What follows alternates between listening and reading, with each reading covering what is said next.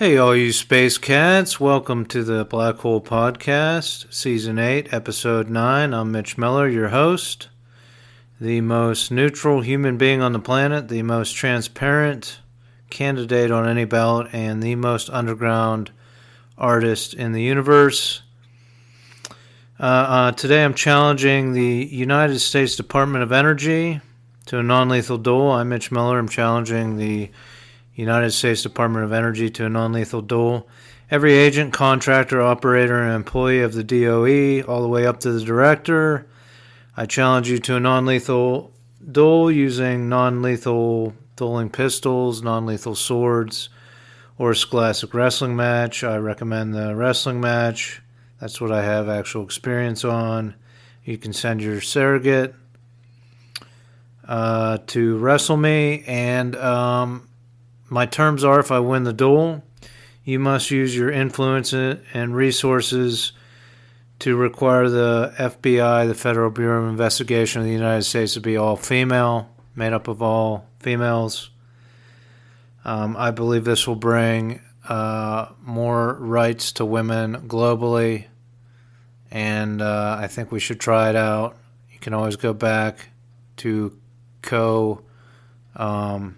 gender Bureau, but let's give this a shot for a while, right? Why not? So let's use your influence and resources to do this. Ideally, we don't have to duel at all. You just come to terms with the idea that this is a good idea, and we move from there. All right.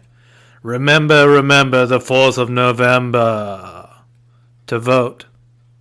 It's coming up. 4th of November, vote. And I'd like to ask you, American public, don't vote with your heart. Don't vote your values. Vote with logic and sound reasoning, please. I believe that'll guide you towards neutral candidates, but use logic and sound reasoning in your vote, right? It's not a battle. It's not about who's the best at fighting battles. When people have a difference of viewpoints, it doesn't have to be an argument and a battle. It can be a gradual presentation of facts and ideas until you can evolve your viewpoint, right? But they just keep making it a battle and a fight, and they're going to fight, and your side's going to win, and it's going to be great, right? And that just keeps us arguing with each other and each other's throats, so we don't come together and stop this insanity, this corporate communist regime that runs the United States. Now, I'm a neutral candidate, and here's how I see it, all right? The Democrats are made up of bureaucratic Democrats and direct democracy Democrats. These direct democracy Democrats believe the nation should evolve to become more of a democracy, closer to a democracy. People vote and make their own decisions about what affects their lives, right? It's right in their name. Democrat, democracy, direct democracy. Be true to your party. Be a direct Democrat. Direct democracy Democrat. So you have your direct Democrats, and the rest of the party is corporate communists. Republicans are made up of small business Republicans and corporate Republicans.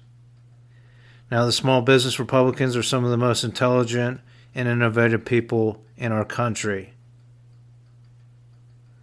There's small business Republicans, and the rest of the party are corporate communists. That's what we're dealing with here. Now, I'm willing to work with direct Democrats and small business Republicans and independents and the small parties to make a better future, a better city, and a better nation. So remember to vote for Mitch. So I want to help our city, right? I'm running for mayor as a write-in candidate. I've personally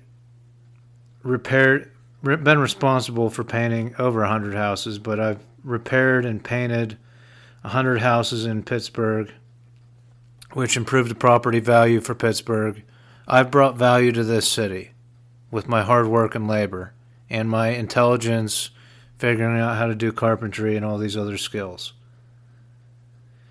And I want to talk about dangerous building materials because I had a very low labor rate when I was working in college and even out of college. I valued my labor very low, partly because of my record, and I was starting out and trying to build a business. But there's dangerous building materials, right? This has been around for hundreds of years. Companies know about it, and the blue-collar worker ends up at the short end of the stick at the end of it. So I took a particular interest in the talc powder case against the big healthcare giant, the baby powder causing cervical cancer and things like that because there was asbestos in the powder. I used some talc, so I took kind of an interest in it, and I eventually looked into it because I thought this is definitely negligence on the part of the healthcare giant. They must be processing this talc in some warehouse in South America that has asbestos flaking off the ceiling and getting into the talc vats, right? That's where I went first. I even wanted to go undercover and investigate this whole supply chain. Then I looked into it, and when they actually mine talc and gypsum, the veins of these minerals are also very close to asbestos. So when they mine it, when they get it out of the earth, they try to avoid the asbestos, but they naturally occur in the same veins, basically. Asbestos, talc, and gypsum. So I'm trying to prevent a bunch of blue-collar workers from getting the next round of asbestos settlements, right? Have you thought about drywall? How much asbestos is in the drywall powder, the finishing powder? Every time you cut a piece of drywall and you snap it open, that powder releases. How much asbestos is in drywall? Do we test for that? Is there testing for that?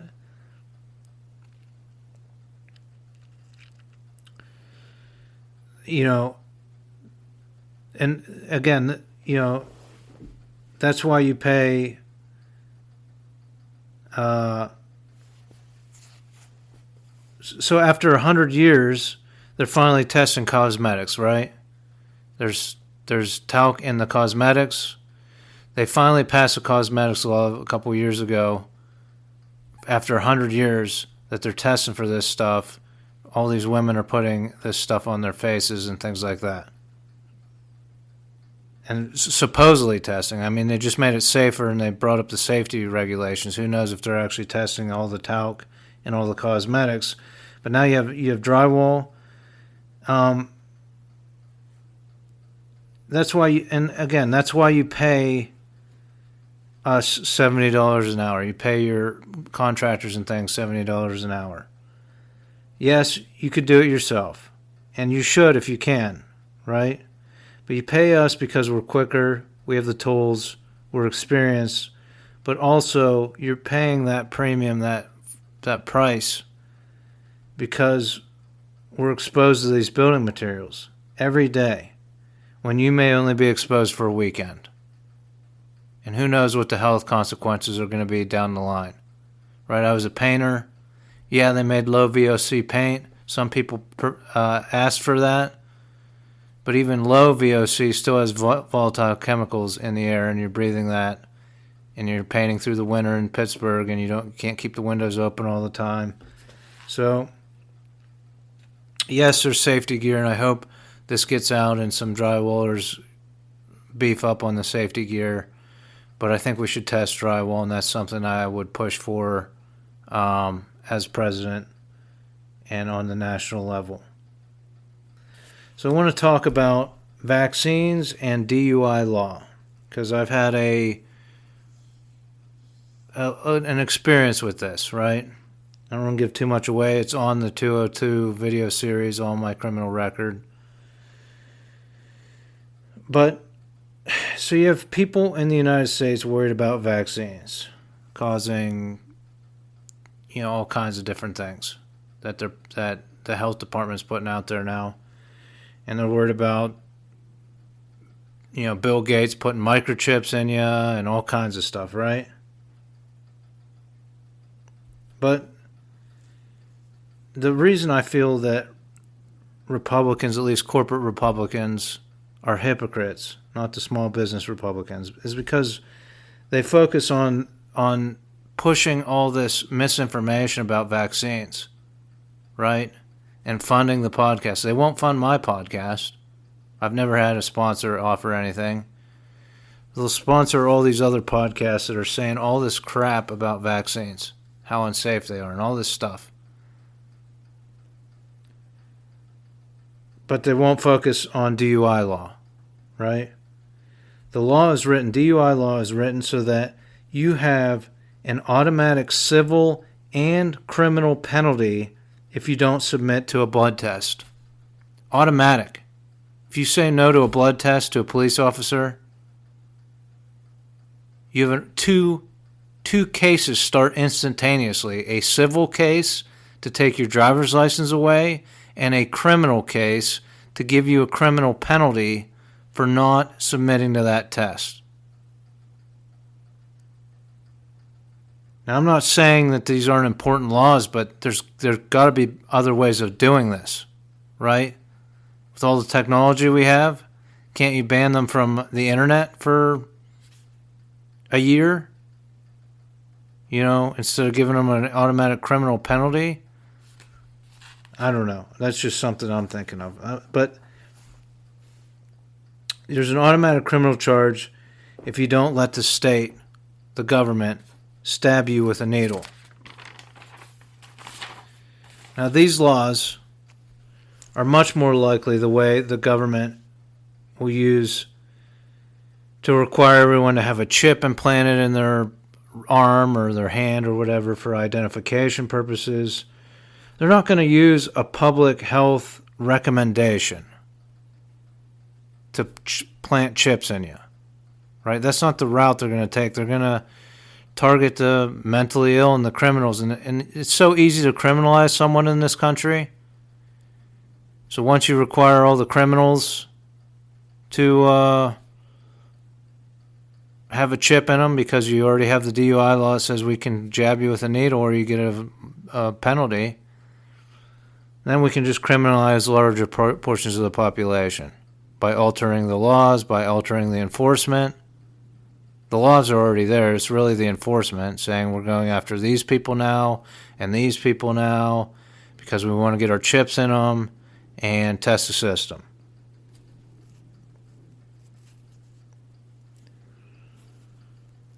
But they're not going to use the public health recommendation, a vaccine that stops massive infections of illness all throughout the population. But people saw the mandates during the pandemic and freaked out. And at the end of the day, the mandates, you lost your job. It wasn't an automatic criminal penalty for not getting a vaccine. So I just feel like some of these corporate Republicans are hypocrites for pushing this information, freaking everybody out, and not doing the sensible, logical thing of entering into the social contract that I'm going to try to make life easier on you and you're going to try to make life easier on me, and that's our social contract, right? That means keeping your grandpa from getting sick because I'm going to get a vaccine. Well, I'm going to help you and you're going to help me, and that's what keeps everything running smoothly. All right. So, as president, right? I haven't done my, I talk about national issues. So, as president, here's something that I would attempt to do, and I think I could get some backing for. As president, I would enter into a worldwide initiative to standardize important institutions. So I would be willing to adopt the metric system for the United States and essentially for the whole world if we can agree all cars, all automobiles should drive on the right side of the road. I believe the safety of uniform driving laws and the manufacturing cost of building vehicles with driver's seats on two different sides and different cars in different countries. The cost of this and the uniform driving laws safety outweigh sticking with the imperial system of measurement and weights and measures. I think it's a logical step. Let's standardize it around the globe for safety. When you fly into a country, you don't have to think about which side of the road you're driving on. It's a safety issue. Right now, I'm a contractor. I was a contractor. I was a handyman. With the AI and everything, we can have AI tape measures that help convert for you. Right? We can figure out how to switch to the metric system. It's not that big of a deal.